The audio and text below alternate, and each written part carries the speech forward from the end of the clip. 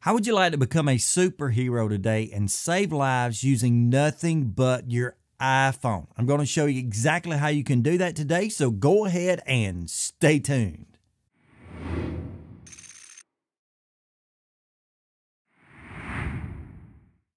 Hey folks, welcome to Transplant with Today. My name is Jim Merle, and I believe by far the most generous and loving gift you can give to another human being is by offering the gift of life. And the way you can do that is by registering to become an organ donor. And I'm going to show you the simplest, most complete, and easy way to do that today if you're an iPhone user. So let's turn around and let's get to work. I'll show you exactly how it is done. Now, as I said a moment ago, I believe by far the most generous, awesome thing any person can do in order to show his or her love for fellow mankind is to become a registered organ donor. And no doubt in my mind, the easiest way to go about doing that is if you are an iPhone user to go ahead and take out your iPhone right now, scroll over and find your health app, which mine happens to be hidden inside of this Apple folder, basically because I don't use it every day. But open up the health app. It'll probably open up to this general or today tab.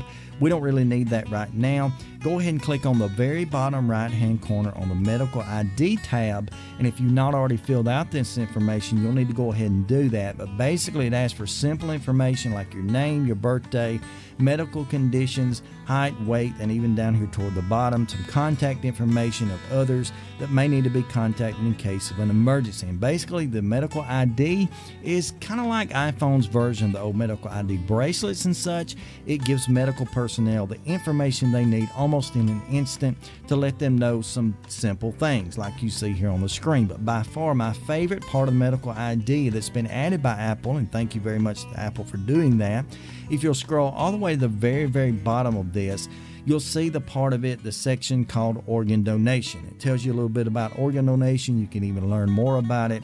But what you need to be doing right now is clicking the button that says sign up with Donate Life. And of course, when you do that, if you've already entered that previous information on the other screen, it'll transfer the majority of that information over to here, and it'll leave you with just a little bit left to do. Things like filling out your social security number, your address, that sort of thing. That's basically all that's left, and you'll be able to go ahead and register. So I'm gonna pause the video right quick, fill out that information myself. I'll be right back.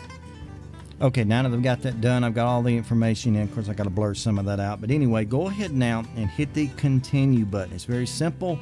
Upon doing that, it basically tells you a little bit more information you need to know about how you can withdraw from this later. It's not a permanent situation, whatever.